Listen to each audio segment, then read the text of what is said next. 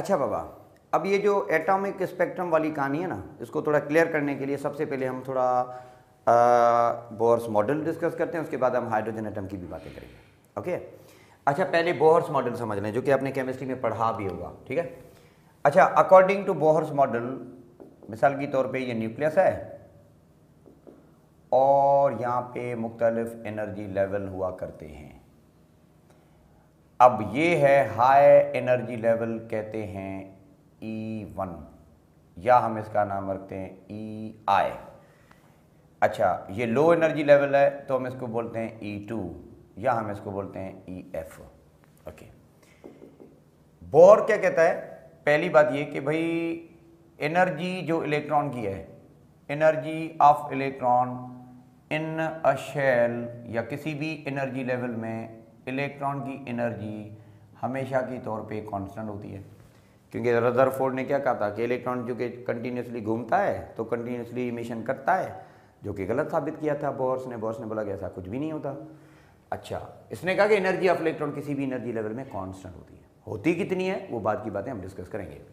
चलें, दूसरी बात ये कि व्हेन इलेक्ट्रॉन अंडरगोज ट्रांजिशन, जब इलेक्ट्रॉन ट्रांजिशन करता है, जंप करता है, तो फिर ये होता है कि उसकी एनर्जी चेंज होती है। फिर आप सिंपली कह सकते हैं कि उसकी एनर्जी चेंज होती है।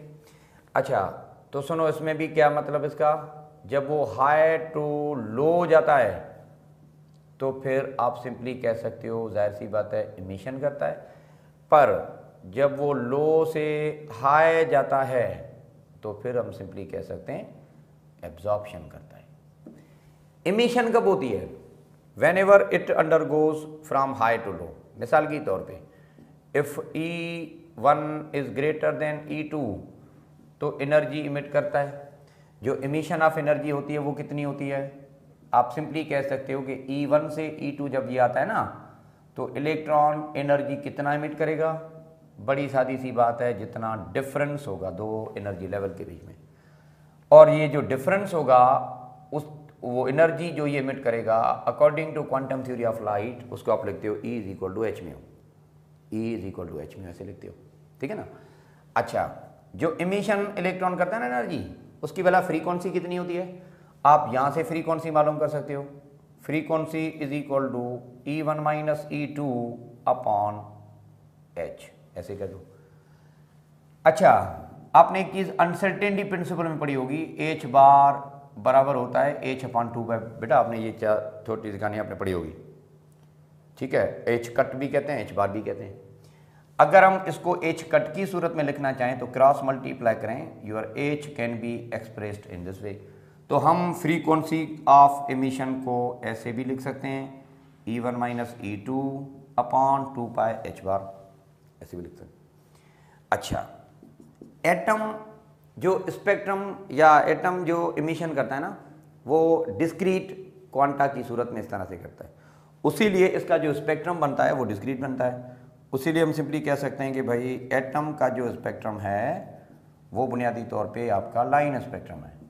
क्योंकि ऐसा नहीं होता कि मुसलसल वो कंटिन्यूसली इमिशन करता रहे तो उसका इमिशन जो है की वजह से कंटिन्यूस स्पेक्ट्रम बने, क्योंकि रदरफोर्ड की जो पॉसिबिलिटी थी वो साइंटिस्ट ने गलत साबित की थी, ठीक है बेटा।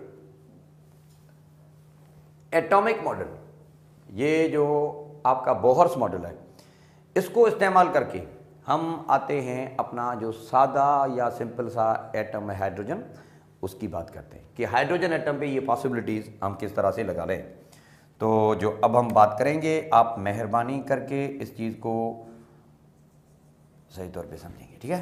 सुनो, hydrogen is simple atom of periodic table, contain 1 proton in the nucleus and 1 electron surrounding या अराउंड द न्यूक्लियस। ये एक इलेक्ट्रॉन है, ये इसका एक प्रोटॉन है। अच्छा, इलेक्ट्रॉन के ऊपर चार्ज कौन सी? नेगेटिव। प्रोटॉन के ऊपर कौन सी चार्ज? पॉजिटिव। तो इलेक्ट्रॉन और प्रोटॉन के चार्ज की वजह से दोनों के बीच में एक फोर्स होता है जो कि इलेक्ट्रोस्टैटिक फोर्स कहलाता है। तो do remember there exist a force in between electron and proton. अच्छा, electrons are moving around the nucleus in a circular motion. Whenever a body is in circular motion तो उसके पास एक और फोर्स होता है जिसको हम बोलते हैं सेंट्रीपिटल। तो बात आप ध्यान में रख लो बेटा, जितना इलेक्ट्रोस्टैटिक फोर्स होता है सेंट्रीपिटल फोर्स भी उतना ही होता है। तो इलेक्ट्रोस्टैटिक और सेंट्रीपिटल फोर्स आपस में इक्वल मैग्नीट्यूड ऐसे होते हैं। अच्छा, आमतौर पे इलेक्ट्रॉन के पास एनर्जी कितने किस्म की होती है? 2 किस्म की होती है, क्योंकि इलेक्ट्रॉन चार्ज है तो इसके पास जो एनर्जी होगी, देखें अब हम बात करना चाह रहे हैं एनर्जी के हिसाब से। इलेक्ट्रॉन के पास एनर्जी कितने टाइप की होती है? एक आप सिंपली कह सकते हैं इलेक्ट्रिकल पोटेंशियल एनर्जी भी होती है, और दूसरा कौन सी होती है? एनर्जी ड्यू टू मोशन, मतलब काइनेटिक एनर्जी भी होती है। अच्छा, काइनेटिक एनर्जी यहाँ पे कितनी होगी? अगर हम सिंपली बात करें what would be the amount of kinetic energy, kinetic energy का मिकदार यहाँ पे कितना होगा? तो बड़ा सादा सा कॉन्सेप्ट है बेटा, मैं डायरेक्टली यहाँ पे लिख रहा हूँ, it would be equal to E square upon 8 pi epsilon not into R. जब आप कोचिंग में होंगे ना तो आपने ये चीज़ें पढ़ी होंगी डिटेल में, डेरिवेशन हम नहीं कर रहे। अच्छा, इसी तरह से पोटेंशियल एनर्जी भी होती है। पोटेंशियल एनर्जी का जो अमाउंट होता है ना, वो हम इस तरह से ऐसे लिखते हैं, it would be something like के क्यू अपॉन आर, इस तरह से के Q1 Q2 अपॉन आर। अच्छा, इलेक्ट्रॉन के पास टोटल एनर्जी भी होगी, उस टोटल एनर्जी की भी हम बात करते हैं, पर सबसे पहले हम ये डील करना चाहते हैं कि इलेक्ट्रॉन का जो रेडियस है वो कितना होगा। मतलब रेडियस की कहानी भी किस हिसाब से, हम हर हिसाब से बात करना चाहते हैं। तो सबसे पहले हाइड्रोजन एटम के जो मुख्तलिफ पैरामीटर हैं इन पे थोड़ा हम बहस करना चाहते हैं, इनकी बातें करना चाहते हैं बेटा। रेडियस ऑफ इलेक्ट्रॉन किसी भी एनर्जी लेवल में या nth स्टेट में जनरली किस तरह के बराबर होता है, या हम जनरली इसको किस तरह से लिखते हैं, इस पर थोड़ा हम बात कर लें। It would B 4 pi epsilon not h bar square upon m power 4 और n स्क्वायर, ऐसे होता है। या radius of electron in any state can be well express bye means of 4 pi epsilon not. Epsilon not permittivity of space है, आप इस तरह से कह सकते हैं। h बार स्क्वायर आपका सिंपली कह दो कि भाई प्लैंक्स कांस्टेंट वाला वैल्यू है, m पावर 4, यहाँ पे m स्क्वायर है, ठीक है। तो रेडियस ऑफ हाइड्रोजन एटम आप इस तरह से मालूम कर सकते हो। अब आपने क्या करना, वैल्यू पुट करनी है, हर चीज़ मतलब जो भी वैल्यूज हैं वो पुट करनी है। अच्छा, h बार की वैल्यू 1.05 इंटू 10 पावर पुट करो तो आपको होल स्क्वायर करना होगा, फिर आप देखें वैल्यू कितनी मिलती है। एप्सिलॉन नॉट की वैल्यू पुट करनी है, इसमें कोई स्क्वायर नहीं है। मास ऑफ इलेक्ट्रॉन की वैल्यू करें, इसमें भी कोई स्क्वायर नहीं है। ई है चार्ज, चार्ज आप लिखें जो भी, उसके बाद इसका पावर 4 दे दें, इस तरह 4 पावर है, और n स्क्वायर आपका एक क्वांटम नंबर है। ये सॉल्व करें, आप इसको सॉल्व करेंगे तो आपको कोई ना कोई एक मैथमेटिकल एक्सप्रेशन मिलेगी।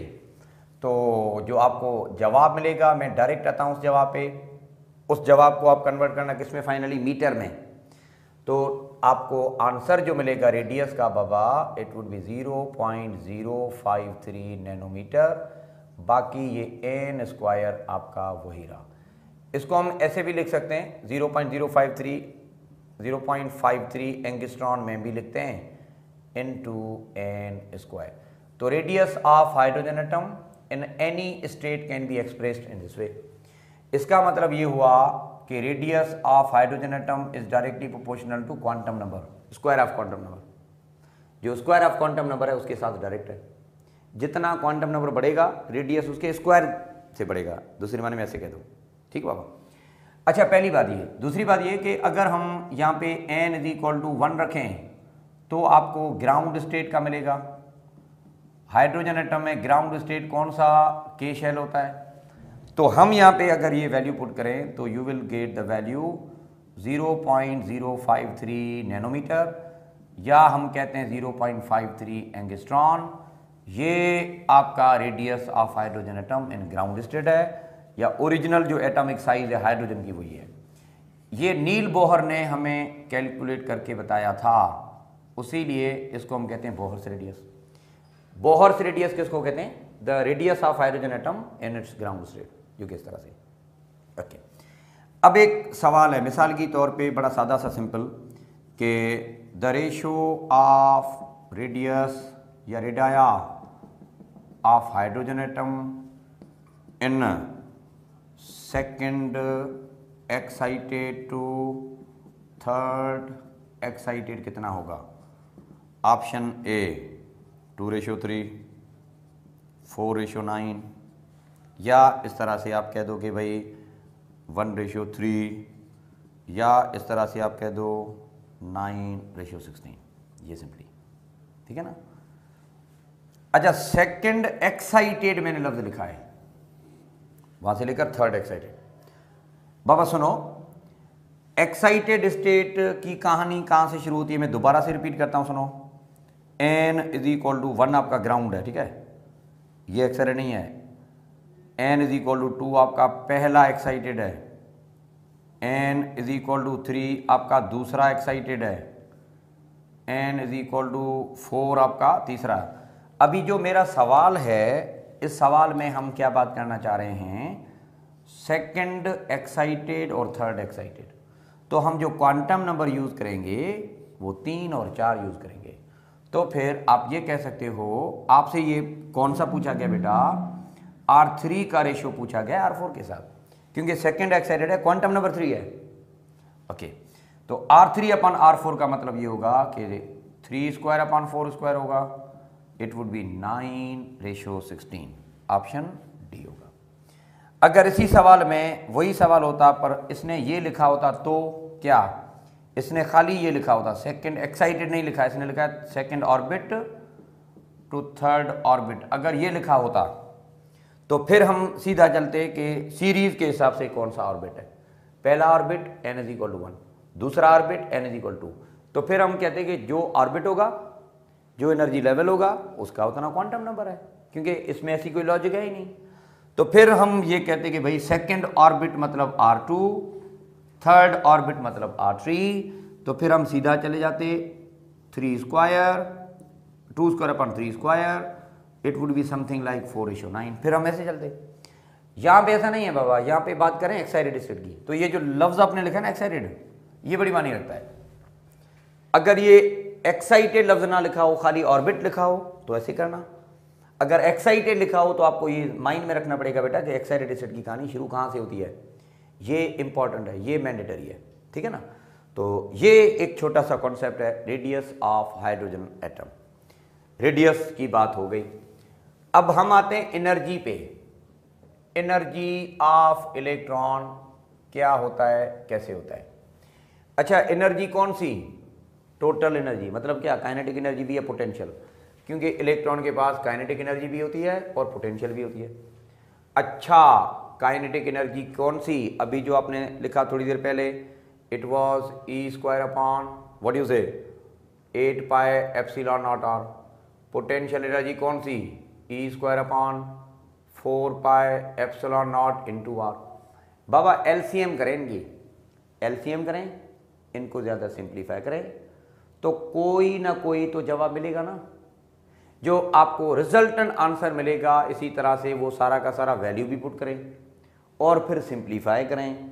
जो काम की चीज़ है या जो एनर्जी आपको मिलेगी वो मिलेगी -13.6 इलेक्ट्रॉन वोल्ट अपॉन n²। मैं ये इस तरह से लिख रहा हूँ, दोबारा से सुनो बाबा, कुछ भी नहीं करना है, इसको सिंप्लीफाई करके वैल्यू पुट करना है। अच्छा, जो एनर्जी का स्टैंडर्ड यूनिट आपको मिलेगा, मिलेगा जूल। जूल भी यूनिट है, इलेक्ट्रॉन वोल्ट भी यूनिट है, लेकिन इलेक्ट्रॉन, प्रोटॉन या जो क्वांटम पार्टिकल्स हैं इनका यूनिट होता है इलेक्ट्रॉन वोल्ट। तो फाइनली जो जूल आपको मिले उसको कन्वर्ट करना होता है इलेक्ट्रॉन वोल्ट में, तो 1.6 × 10⁻⁻19 से डिवाइड करना होता है। आप डिवाइड करें, आपका आंसर ये मिलेगा, जनरली मैं बता रहा हूँ। अच्छा, बीच में सर वो डेरिवेशन का क्या करें, बाबा डेरिवेशन को छोड़ दें, सिंपली सवाल आ भी जाए ना तो यहाँ से आएगा, no need of any kind of derivation. फिलहाल अपना डेरिवेशन करके टाइम ज़ाया ना करें, जो बताया जा रहा है आप इसको फॉलो करें। Energy in any nth state can be well express bye means of this one. अच्छा, ये general formula, this is energy of electron in nth state. nth का मतलब क्या है कि जनरल किसी भी में। अब इसमें अगर मैं ये करूं, इफ n=1 पुट करूं तो मुझे 1 की एनर्जी लेवल मिलेगी, E1 मिलेगी, और E1 जो मिलेगी that would be -13.6 electron volt मिलेगी। इसी तरह से अगर हम n=2 पुट करें तो 2 का स्क्वायर मतलब 4, 13.6 को 4 से डिवाइड करो और फिर आप सॉल्व करो तो आपको आंसर मिलेगा -3.4। अच्छा, आप n is equal to 3 put करके चेक करें ज़रा, तो आपको थर्ड की एनर्जी मिलेगी, it would be -13.6 divided by क्या बनेगा, 3 स्क्वायर मतलब 9 बाबा, तो ये मिलेगा 1.51 इलेक्ट्रॉन वोल्ट। इसका मतलब ये कि एनर्जी बढ़ रही है। सर बढ़ क्यों रही है, कम हो रही है? बाबा बढ़ रही है। नेगेटिव का वैल्यू जितना बड़ा होता है ना उतना वो कम समझा जाता है ना। अब देखिए ना, नेगेटिव का वैल्यू कम हो रहा है, इसका मतलब है नेट आंसर बढ़ रहा है, तो हम सिंपली कह सकते हैं कि भाई एनर्जी बढ़ेगी। अच्छा, अब ये डायग्राम बना के मैं आपको समझा देता हूँ कि एनर्जी बढ़ती कैसे है, क्योंकि अगर आप अभी भी कंफ्यूज हो बाबा तो मैं आपको समझा देता हूँ। ये n इज इक्वल टू 1 है, तो n इज इक्वल टू 1 में जब इलेक्ट्रॉन होगा तो उसके पास अमाउंट ऑफ एनर्जी कितना होगा, -13.6 होगा, ये होगा। चलो, अब जब ये इलेक्ट्रॉन 2 में गया है, n इज इक्वल टू 2 में मौजूद है, तो n इज इक्वल टू 2 में यहाँ पे एनर्जी कितनी है, आपने अभी जो लिखा अमाउंट ऑफ एनर्जी आपके पास E2 में -3.4 है। अच्छा, इसी तरह से थर्ड में भी चले जाओ, तो थर्ड में एनर्जी कितनी होती है, n इज इक्वल टू 3 में, तो बड़ा सिंपल है, अभी आपके सामने मौजूद है। थर्ड में जो एनर्जी लेवल होगी या E3 जिसको हम बोलते हैं, -1.51 होगी। तो मेरा कहने का मतलब ये कि एनर्जी यूँ आप मैनेज करते हो। चलो, अब सर ये बढ़ कैसे रही है ये थोड़ा समझा दें। बाबा सुनो, ये कहाँ पे था, 1 में। इलेक्ट्रॉन जब लो से हाई में जाता है तो क्या करना पड़ता है, एनर्जी देनी पड़ती है। इसका मतलब यहाँ पे आपने एनर्जी दी है ना कुछ, और एनर्जी दोगे तो ये E2 में जाएगा। इसका मतलब ये E2 आया कैसे, सुनो, E2 वाली जो एनर्जी है वो कैसे आई, E1 में जब था तो पहले उसके बाद कुछ अमाउंट था, पहले से था, और हमने कुछ और एनर्जी एब्जॉर्ब करवा दी, हमने एक और एनर्जी दी इसको। चलो सुनो ज़रा, थी कितनी इसके पास पहले, -13.6, प्लस हमने दी कितनी, हमने डेफिनेटली कुछ ना कुछ अमाउंट ऑफ एनर्जी दिया होगा ना, और हम यहाँ से जो देते हैं बेटा 10.2 दी हमने, 10.2 इलेक्ट्रॉन वोल्ट हमने दी। मतलब देखो ना, प्लस हो रहा है ना एडिशनली। अब -13.6 और +10.2 आप सॉल्व करो, आपका जवाब आएगा -3.4। इसीलिए हम कह सकते हैं कि जब ये 2 में जा पहुंचा उसकी एनर्जी ये हुई। तो बढ़ रही है ना बाबा, क्योंकि आप एडिशनल अमाउंट ऑफ एनर्जी इसको दे रहे हो। And energy required to electron move from low to high या ground state to the excited state, इसको हम कहते हैं एक्साइटेशन पोटेंशियल। तो देखो आपने एनर्जी जो दी है ना, ये इलेक्ट्रॉन को ऊपर ले जाने के लिए दी है ना, तो इस अमाउंट ऑफ एनर्जी का हम नाम यहाँ पे क्या रखते हैं, this one is recorded as excitation potential. हम इसको एक्साइटेशन पोटेंशियल भी कहते हैं। तो सुनो, एक्साइटेशन पोटेंशियल दोगे तो एनर्जी बढ़ेगी, और ऊपर भेजो तो आपको एक्साइटेशन पोटेंशियल और भी देना पड़ेगा तो एनर्जी बढ़ेगी। तो जनरली एनर्जी बढ़ रही है बाबा, क्योंकि आप प्लस करते जाओ ना, आप जैसे प्लस करते जाओगे तो आपका जवाब जो नेगेटिव रिड्यूसेस टू 0 आ रहा होगा। तो यूं आप कह सकते हैं एनर्जी बढ़ रही है। हाँ, वो अलग बात है कि डिफरेंस कम है। सुनो, 13.6 और 3.4 के बीच में जो डिफरेंस था वो कितना था, 10.2। तो बोहर्स मॉडल को इस्तेमाल करके हम बात कर सकते हैं कि इतनी एनर्जी हम देते हैं। अच्छा, भला 3.4 और 1.51 के बीच में डिफरेंस कम होगा, तो हम सिंपली कह सकते हैं कि हमें एनर्जी कम देनी पड़ेगी, मतलब 2 से लेकर 3 में कम देनी पड़ेगी। अच्छा, फिर 3 से 4 में और कम देनी पड़ेगी, फिर 4 to 5 और कम देनी पड़ेगी। इसका मतलब है जैसे आप ऊपर जाते हो ना, तो लगातार दो एनर्जी लेवल के बीच में एनर्जी गैप कम होता है। सुनो, जैसे आप ऊपर जाते हो तो गैप कम होता है। गैप कम क्यों होता है, क्योंकि आप इलेक्ट्रॉन को थोड़ी एनर्जी देकर मजे से वहां से आगे यहाँ पे भेज सकते हो। क्यों, इलेक्ट्रॉन न्यूक्लियस से दूर है ना बाबा। अगर इलेक्ट्रॉन न्यूक्लियस से दूर है, इसका मतलब क्या, इलेक्ट्रोस्टैटिक अट्रैक्शन उनके ऊपर जो बनेगी ना वो कम होगी। Electrostatic force is inversely to r², कम होगा। अगर इलेक्ट्रोस्टैटिक अट्रैक्शन कम है, इसका मतलब यूं हुआ कि इलेक्ट्रॉन को आप आसानी से वहां पे आगे भेज सकते हो। थोड़ी एनर्जी दो, थोड़ा रुश्वत दो, काम हो जाएगा। तो यूं हम सिंपली कह सकते हैं कि एनर्जी थोड़ी देके हम इसको आगे ट्रांजिशन करा सकते हैं। अच्छा, तो जो गैप है यहाँ पे बड़ा गैप है, यहाँ पे और छोटा हुआ गैप, यहाँ पे और छोटा हुआ गैप, यहाँ पे और, पर एनर्जी बढ़ती है। डू रिमेंबर, एनर्जी आपको बढ़ती है, गैप कम हो रहा है। मैं बोल रहा हूँ गैप कम होता है, ठीक है ना। तो ये एक छोटी सी कहानी एनर्जी ऑफ इलेक्ट्रॉन के हिसाब से। एनर्जी हम कह सकते हैं कि भाई when electron moving from low to high तो एब्जॉर्प्शन होती है, पर whenever it is moving from high to low तो क्या करता है, एमिशन करता है, ठीक है ना। तो एनर्जी का जो जनरल कॉन्सेप्ट है ना, वो आप इस तरह से ऐसे कह सकते हो, ठीक है। तो फिलहाल आप इसको नोट कर लें, चंद बातें और भी हम करते हैं। सो व्हाट यू से फॉर हेयर, इसको थोड़ा देख लो।